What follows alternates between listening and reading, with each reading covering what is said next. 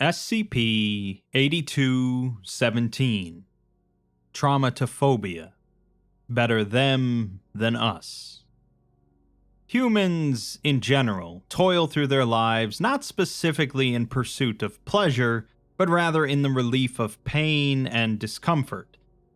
Only a very small percentage of the average person's life would be described as pleasurable, while most of it could be described as being either in discontent or content.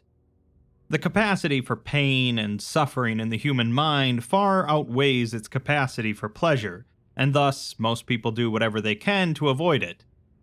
Traumatophobia is the irrational fear of being injured or suffering a traumatic event, and like many phobias, stems from a fear that many people have. SCP-8217 is about pain, suffering, death, the ability to inflict it, and perhaps the ability to endure it. Let's take a look. The article begins with a message conversation between Site-592 director Russ Braithweight and 057. Braithweight says that they really have to talk, as this isn't a breach, although it's arguably an invasion from a single alien organism. But either way, it's from something they never had contained. He knows the distinction is immaterial in practice, but he knows the breach desk, as their first, second, and third questions are about what destructive or disruptive actions, if any, are being undertaken by the breaching anomaly. That's not a methodology that would work in this instance, as it's an airship, and it's just sitting there. He knows he sounds crazy, but he's sending over the 8217 file, which should shed a bit more light. Once 057 is finished, or as soon as she's convinced of need, he'll request substantial external assistance, ideally an MTF. He tells 057 not to scramble anyone without some form of filtering, and 057 understands, as she knows 8217. They've never encountered an airship before, but the arrival of one is certainly a tail risk they've planned for. Braithweight will get the support he needs. Braithweight deeply appreciates it and says that they have 300 employees here, with at least 80 already infected. They may need to amnesticize everyone here several times before this is over. With that, we're given the file for 8217, a set of 22 fingers that appeared on the desk of a Site-48 researcher on June 8, 2024. Testing has confirmed that all of the fingers come from a single humanoid entity of an as-yet unidentified species, each measuring between 5 and 8 centimeters, and all having been violently severed. When touched, each of them induces a distinct vision of life upon an alien planet. Within the vision, all intelligent lifeforms are perceived as human, although the actual appearance of these lifeforms, if extant, is unknown. A minority of these visions cause exposed individuals to develop an as-yet poorly understood disorder, characterized by heightened aggression and increased comfort with the concept of human extinction. To avoid this, infectious visions are auto-censored by an AIC. Using the relative size of astronomical phenomena perceivable in the background of the visions, Foundation astronomers successfully triangulated the depicted planet and obtained an image of it through the extrasolar observational array. From orbit, the surface of the planet appears of uniform color and without geographic variation, bearing little resemblance to the lush planet observed in the visions. Ongoing explosions are visible at several points across its surface. It's orbited by 2 moons, and their orbital speeds imply that the density of the planet is comparable to that of animal biomass.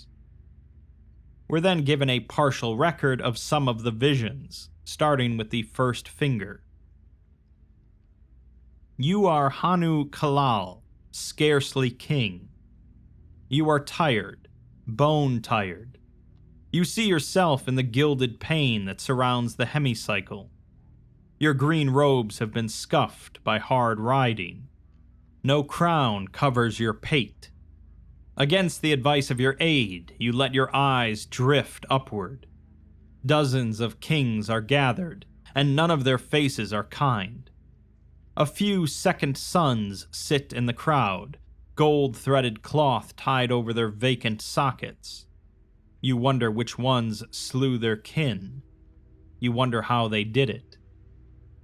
The steward turns to you. He is a slight man, trusted by all, above reproach, beneath contempt. You nod at him. He nods back and turns his face to the crowd. He begs their patience and states that he yields ground to the dispossessed. You take the podium. Gratitude.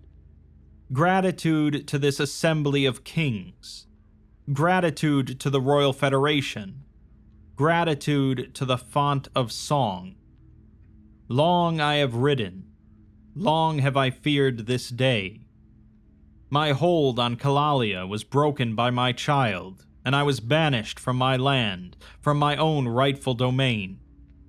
He took my diadem from my head. He set me on this cruel journey. He has shown none of the filial respect to which I am entitled. A voice rings out from above and says that your hardship is yours to bear. Begging your patience, you say, and sigh. I've come to sing my lands away. Another voice from above speaks, King Carrian, who offers 20% of its loot, causing King Carrian to erupt into laughter. Carrian asks why he makes such a beggar's offer, to which Carrian explains that Kalalia is not a wealthy land, and the diadem of its royal family has certain powers that could render it difficult to defeat. He doesn't like the idea of fighting 10,000 clones for a molehill of gold. Permission to elaborate on the diadem, you ask, and Carrian says, please. The holder of the diadem has a few powers, most of the standard form associated with a low-level magical artifact, teleporting small objects, conveying memory with a touch, nothing with which your majesties are unfamiliar. Carrian states that those are plainly not the powers that he references. Yes, its sole major property, to which King Carrian refers, is the ability for the holder of the diadem to duplicate himself. But there are numerous limitations to this ability, which impair its usefulness in war. Duplicates cannot maneuver independently. The holder can move all of them at once, or one at a time, but the holder cannot make one shoot and another walk. An army of such duplicates could never ford a river, or take any other action that requires multiple persons to undertake different, though simultaneous movements. What is more, the holder feels the pain of each duplicate, and must eat copiously, to the point of distending his stomach, to enable the duplication process to occur. Duplicates are typically used solely to impair assassination attempts. There is little chance that your majesties would face an army of them. Carrian asks why you reveal this, and you say, to assure you of the soundness of your investment. I wore the diadem for many years. I know its limits as I know my own heart. Carrian is not convinced, but Carrian is, and offers 60%. The chamber is silent. You too are silent. It is the largest loot share ever offered in the chamber. How Carrian plans to profit off his conquest, none can say. A generous offer. Gratitude. Gratitude.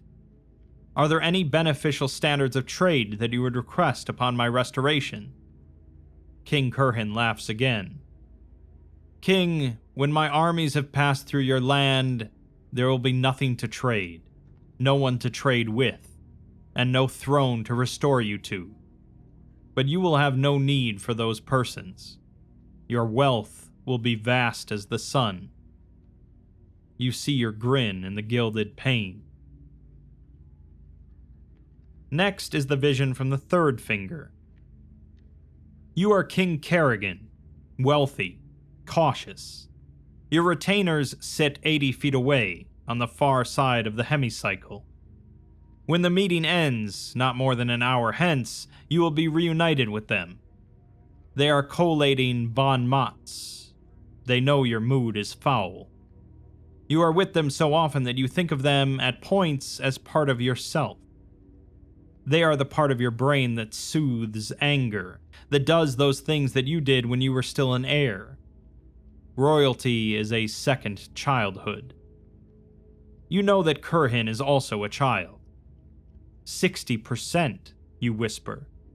You've got no chance of making a sesterce.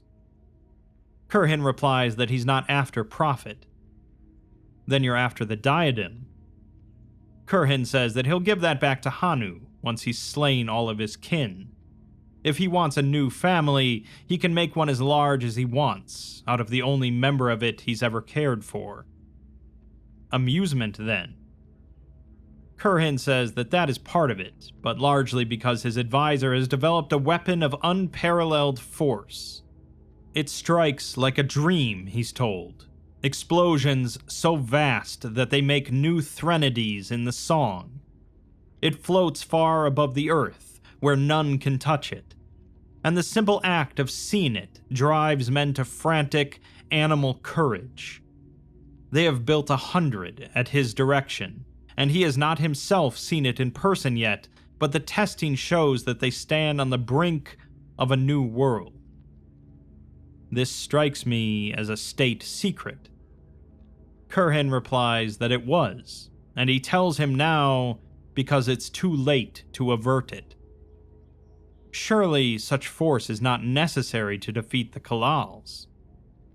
Carrian just wants to make everyone witness their might. It'll make looting easier, it'll accelerate future surrenders, and should the time come to fix certain discrepancies between their historic borders. But says to never mind about that. He wants to shock the world and unnerve it. You've certainly unnerved me. Carrian says that that's a promising start, but no, he doesn't care about Kalalia. That's why all of it will burn. Next is the vision from the fourth finger. You are Rosu Kalal, lately king, helmsman of 16 eyes and 8 heads.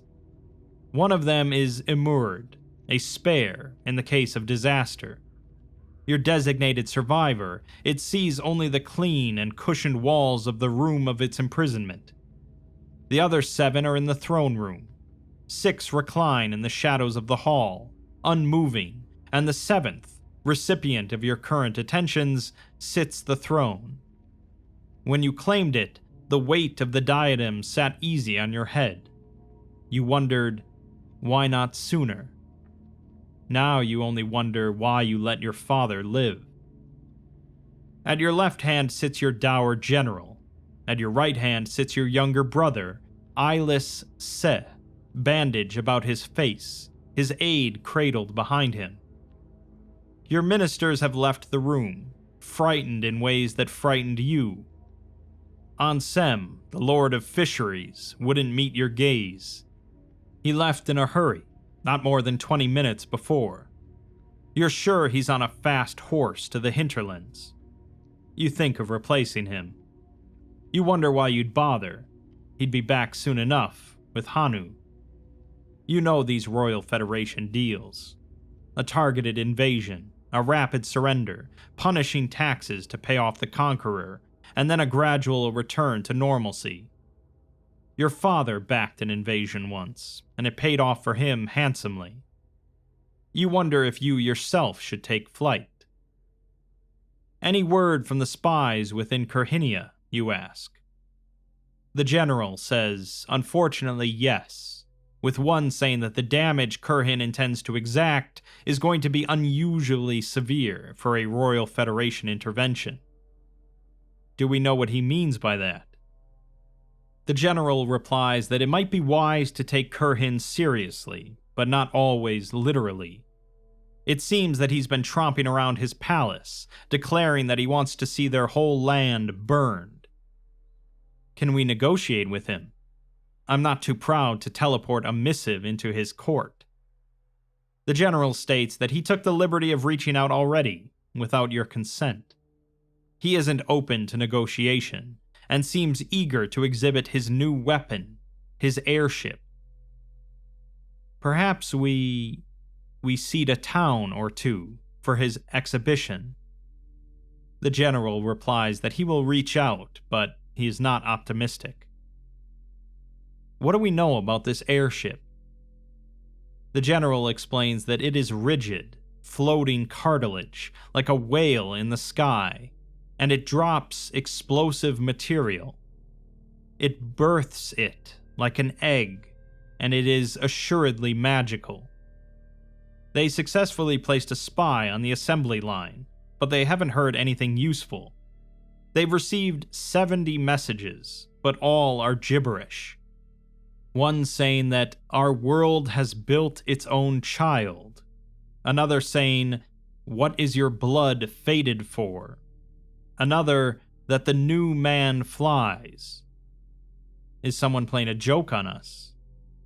The general doesn't think so, but says that to our body of knowledge about the airship, they must add that those who see it become sick. Back in the present, Braithweight tells 057 that the situation has evolved. Images of the airship are capable of spreading it, and they sent it around. Some were amnesticizable, others weren't. They've lost 12 people outright, maybe more, and there's another 60 infected they've got barricaded away in the southeast corner of the main building.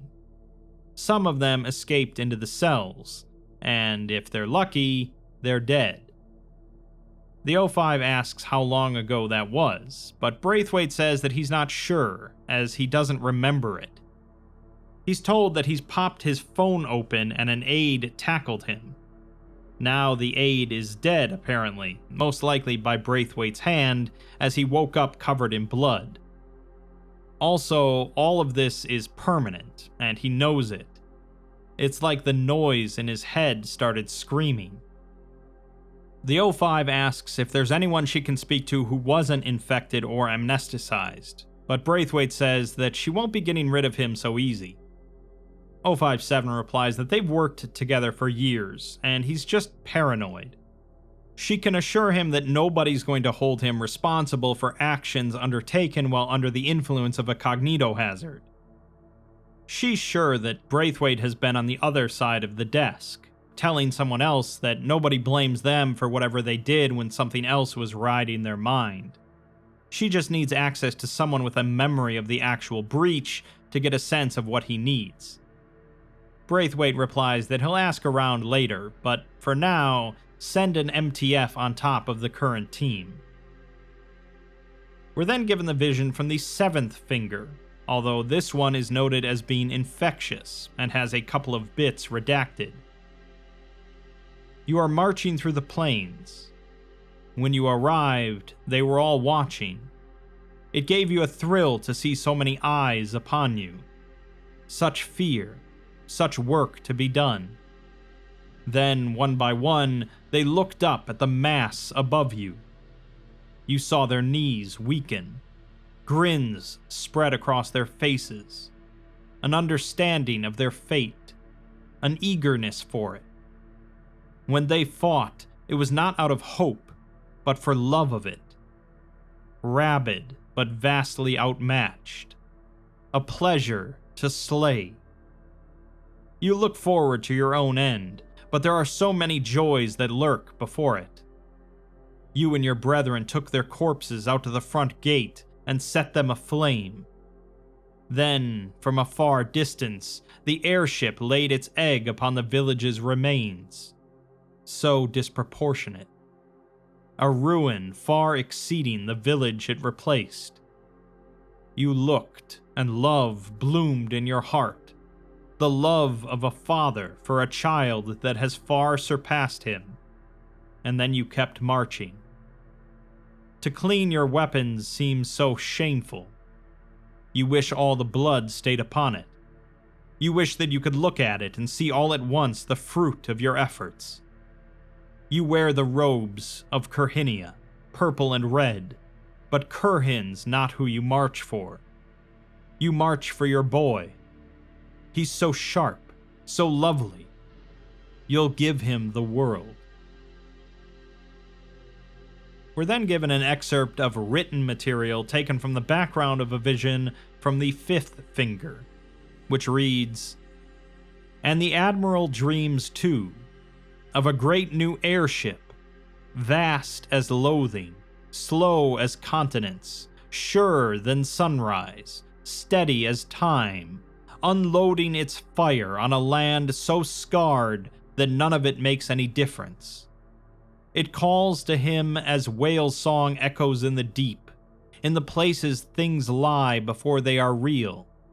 And he knows, when he dies, that he'll ride that great ship till it clears past the land and leaves it behind, and then goes on sailing, surer than sunrise, metronome steady, until he forgets any end to the sky." 057 tells Braithweight that she pulled up the last few minutes of the log, and she can confirm that, at minimum, one co-pilot was not wearing a filter on the ride in. There's going to be an investigation, and all she can tell him is that the second team has been apprised and is 40 minutes out. Braithweight says that the crash took out part of the southeastern building, and some infected escaped into the northeastern.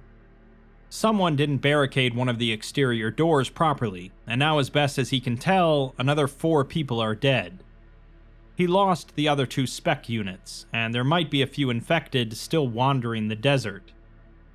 The 05 asks about personnel losses among the infected, but Braithweight isn't sure, although they're certainly making a lot of noise. They still have access to life signs tracking, so they know at least 6 humanoid anomalies in the containment cells are dead. They also made a mural on the windows, an attempted contaminant of a depiction of an airship, but it's not very good. It's made out of what she thinks it's made out of. Next is the vision from the 10th finger, also infectious and with a small amount redacted. A few fires over, a detachment of Carrian soldiers has begun stabbing each other. No officers now in the morass, only the airships and the masses that birthed them. No resistance sufficient to justify the peace that characterizes order. No need for so many soldiers to finish this land. For some, for the lucky, there's no need to delay the ecstasy of death. Halfway across the fire, a man begins speaking. If you went up in space, you'd just see the buildings and roads. That's not our footprint. That's what we are. We're barely humans. We're the tadpoles. They're the frogs.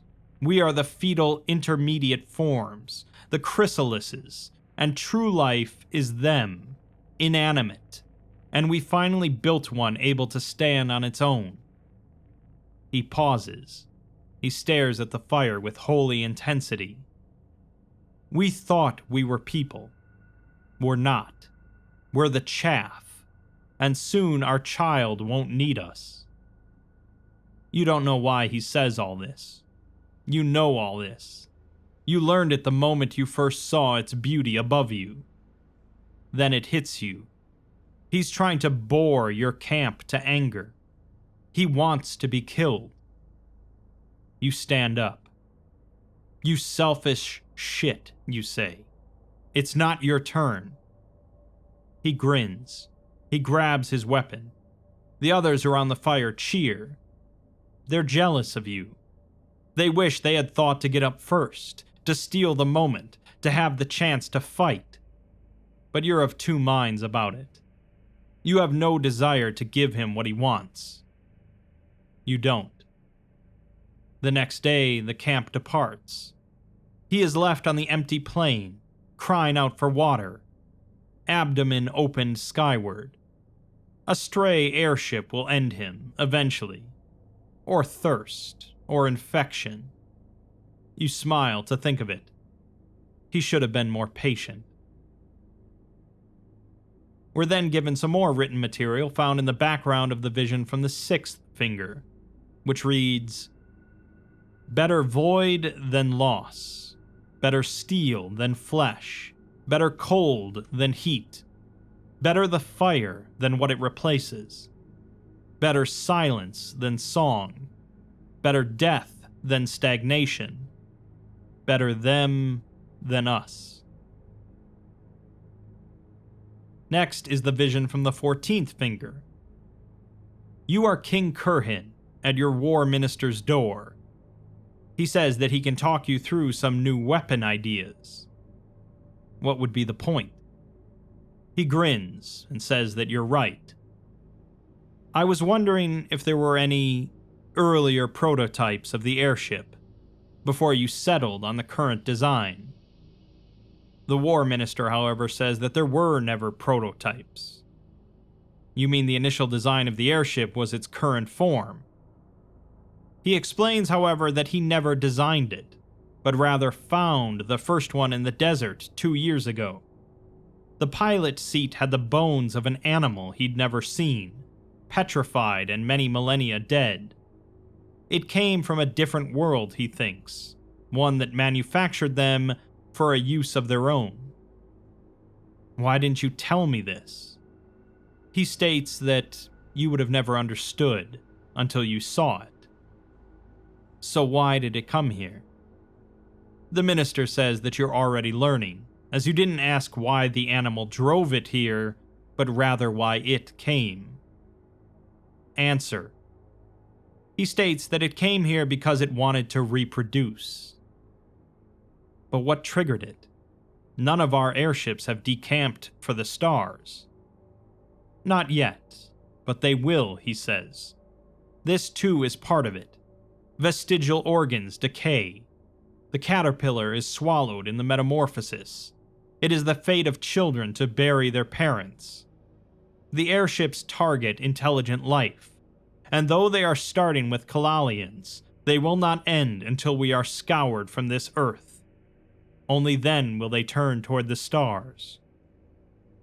The minister took a sip from his own cup and continues. The illness, the rage, is like a signal that causes a cell to die. It's meant to help us yield to them, to these playful beasts for which the world was made. You stare at your minister in wonderment. After a moment, 3 words escape your lips. That's so beautiful. The 16th vision is short and simple. You are a traveler. You are hungry. You see the lights of distant villages in the fog. You know that there used to be more of them. Then we have the 19th vision. You are Se. You see nothing. The bodies of your brother pace up and down the cave. The air is stuffy but cold. So much stone is above you. You nearly feel its weight. Rosu, speaking from several mouths, states that the food is late by 1 hour. Oh, maybe it's coming. He replies that it's not about the food. He is first priority on distribution. If there's any interruption in food provision, then that means that they have no idea what's going on up there. Don't you have a spare up there to check the situation out? He replies that this is his spare, and he's talking to his spares. Are you worried about the food? He is, slightly, should it worsen. You are careful, precise with your words. You can convert anything into biomass when eating it, in order to duplicate yourself. He replies that that's true, but that doesn't give him nutrients, and it wouldn't do anything for you. No, but it does mean that, even down here, you can create an indefinite number of duplicates, mute and barely conscious.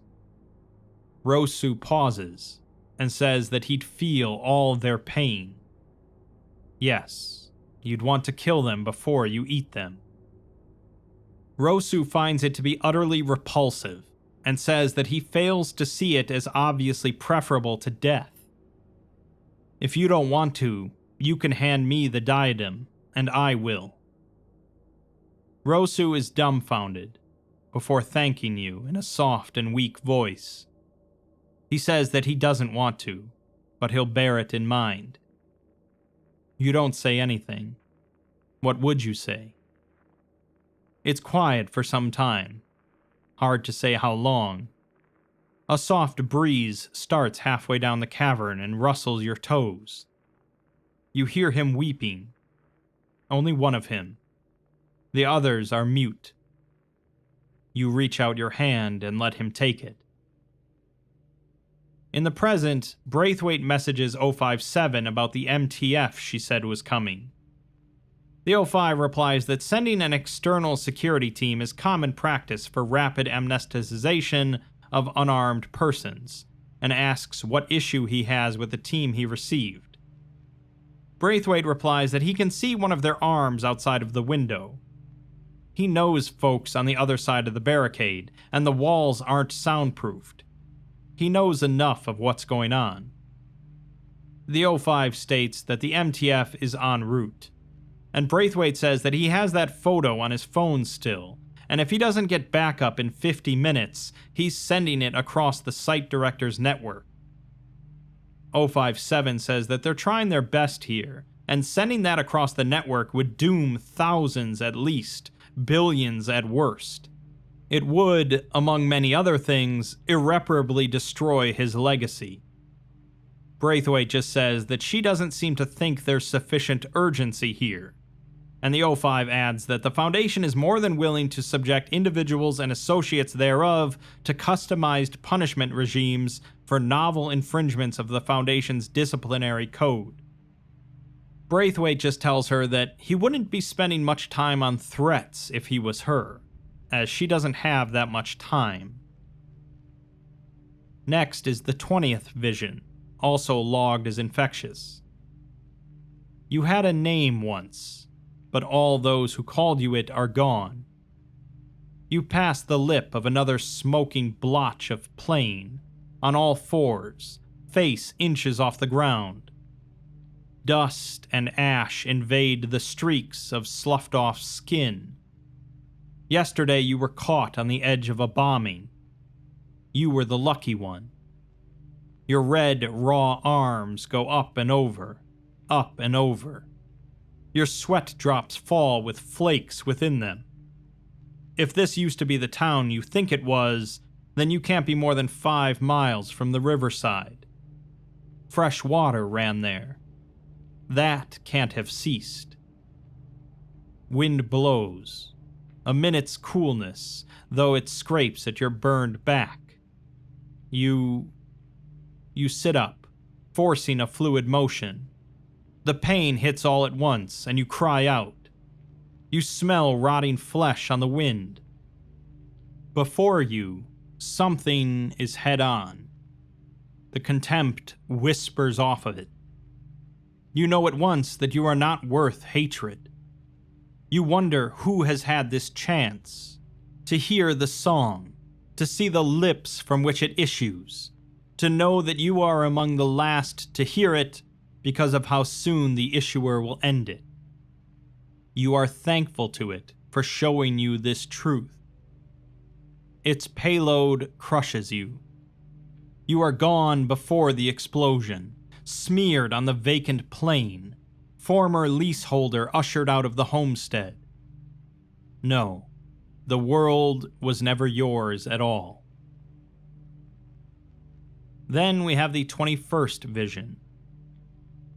You are Se. So many empty sockets.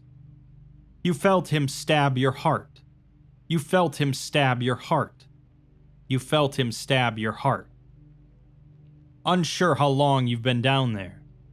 How many measures have passed in the song. The distant sound of blasts, occasional, above you. You eat the flesh of your own haunch. His bodies stir at random around the chamber. Your bodies too. Slow and fitful steps. It's been so long since the two of you have spoken. It probably helps him to forget you're alive. Before he could walk, before you could speak, you lost your eyes to him. He didn't mean to take them. Common practice, meant to avoid potential bumps in the succession. You wipe your meat from your lips. Uniform. Universal. And what's the rest of your body, too? No room for spite. No point in it, here at the end of the world. He sits beside you. We're the last ones left, he says. We have to be. We've been down here for over a year now. He's been counting our sleeps.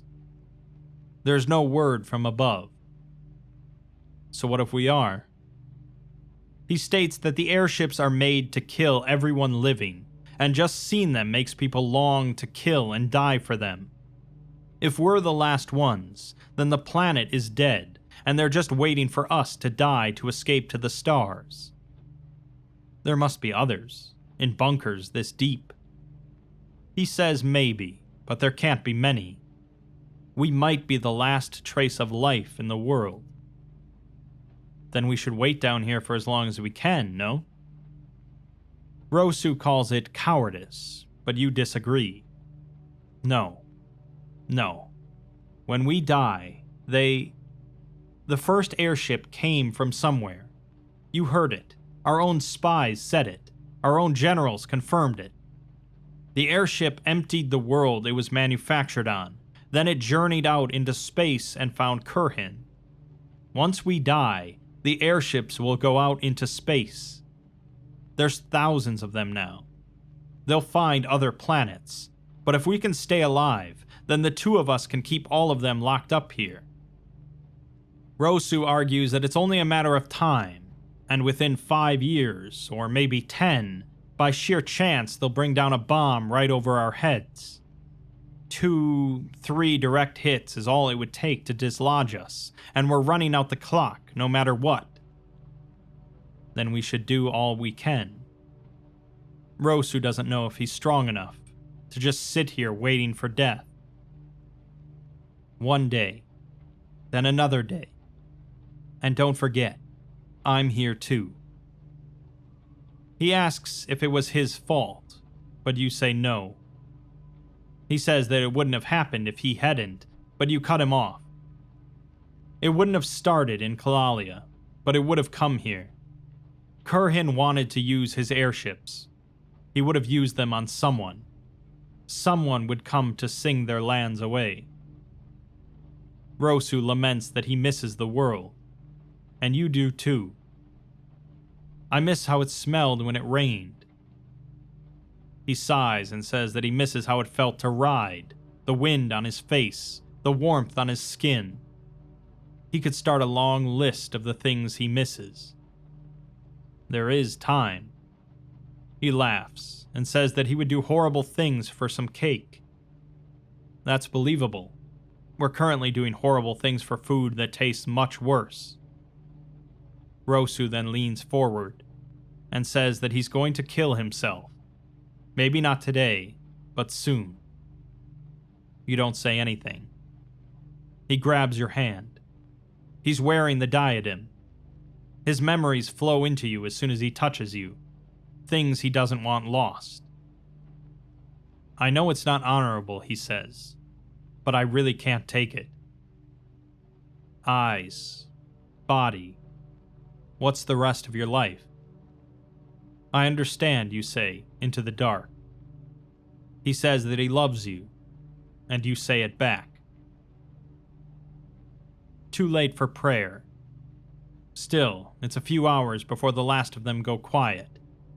Elsewhere, distant airships lay their eggs. You fumble on the ground. You climb over the corpses of your brother, the corpses of yourself, some half-eaten, some still warm. You come upon the knife. You pick it up. You put it down. He really couldn't take it. But you can take it. You come upon the diadem and place it on your head. You scrape clay and dust from the cave and thrust it in your mouth, over and over, filling yourself up. And when your stomach is swollen and distended, you divide. 2 bodies, both of them hungry, both of them scraping the wall, both of them filling up, splitting, each. You're in no hurry. There's plenty of material. And by the time you surface, you'll be too numerous to bomb. You are eating with 32 mouths. In the present, 057 messages Braithweight to tell him that the MTF is 10 minutes out. Braithweight is happy to hear that, but he has some good news. They were able to get out of the courtyard and supply amnestics to a number of surviving personnel. Unfortunately, a lot of losses on their side, but they managed to mostly depopulate themselves on the other side of the divide well in advance, so it was a faster takeover than they'd feared. They've re-established control of the northwestern building fully. It also looks like all or almost all of the infected relocated there, so they've been able to meet up with survivors of the northeastern building. The worst is fully over, and if she'd be amenable, she can feel free to scuttle the MTF. They really just need aviation specialists. 057 asks why, and Braithweight says that that's a fair question, and he'll upload a relevant picture. He then says that she has a cognitohazard filter, calling it charming, and notes that she's had him locked out of the network. That's fine, as there are failsafes. Site communication is very important and can't be taken down so easy. That's why they're talking, isn't it? The truth is that they probably don't even need aviation specialists, as they can figure it out themselves. He's glad she's not infected, as he can't wait to see fear on her smug face, and can't wait to watch the pain come. 057 logs onto a terminal and cuts off Site 592 from the Site 01 secure line, but a partially drafted message from Braithweight is still sent. It says that she flew up when she joined, and he's nodded and smiled, but there's been something in him that's wanted to show her who she is. There won't be much time before they all go, but there'll be time enough to exhibit everything he can imagine upon her like a fruit, just there to be consumed before the last bloody sunset. He will leave her howling and screaming, and so far below him that she will lick his shoes and cry out for mercy. 057 then detonates the Site 592 on-site warhead. We're then given the last vision from the 22nd finger. You are Se. Se is below and above and before you, pressed down hard, sweaty back on sweaty back, and your ribs are fire, and the air around you burns. You are muttering, a soft whisper into a small crevice not occupied by flesh. You say, they float above the surface 600 meters, and to build to that peak, given a surface area of 464 trillion square meters, needs 280.2 quadrillion cubic meters. Explosions come frequent as heartbeats, and bring with them white-hot, seizing pain, doubled and redoubled. Nothing you could dream of, nothing you could know. 3,000 airships, each 30 minutes each, drops a bomb of 42 cubic meters, meaning each year that is 2.25 trillion cubic meters. You pause to bite your fingers off. They might not be yours. You feel it all the same.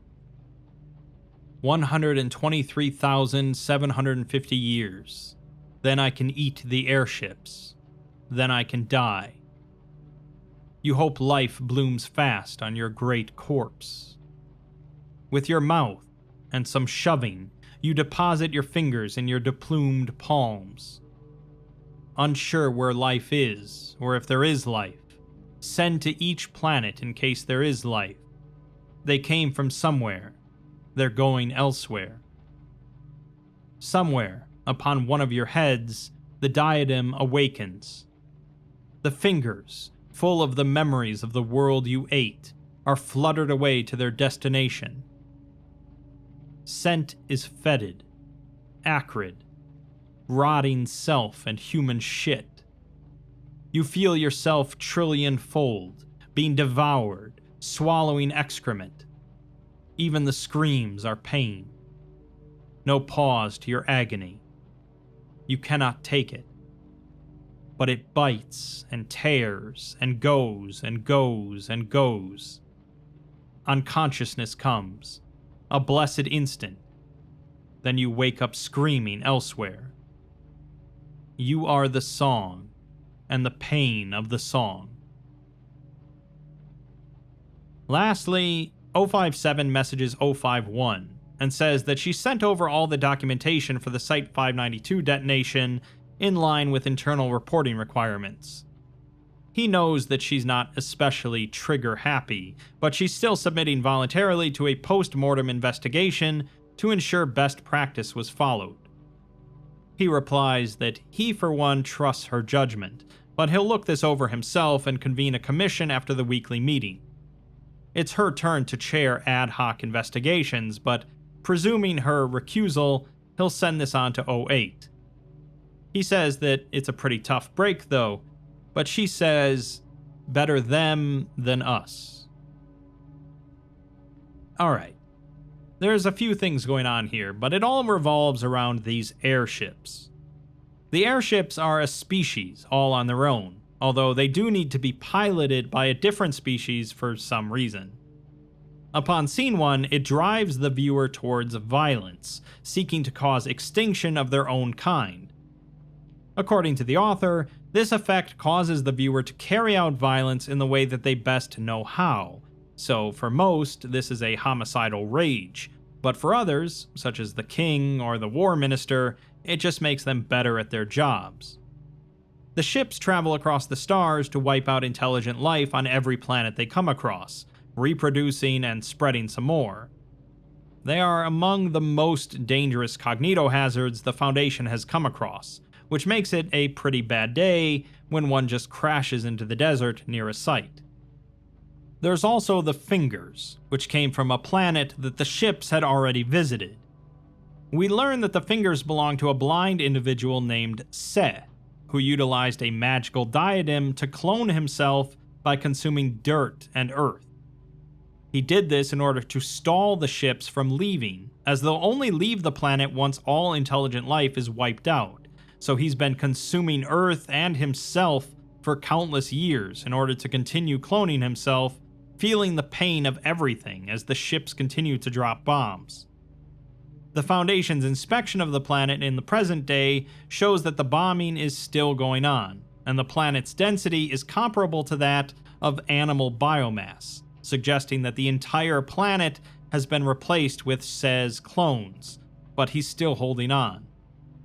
In order to warn other planets of the danger of these ships, he has sent some of his fingers bearing his memories, using some of the other powers of the diadem. Unfortunately, not all of the memories in the fingers are his own, so some of them bear infectious images of the ships. Also, unfortunately, these ships are in multiple places at once, and it only takes one to likely doom most planets. Braithweight at Site-592 was responsible for handling the appearance of one of the ships on Earth, and he did an admirable job for quite a while, but eventually he also succumbed and tried to spread it to the O5s.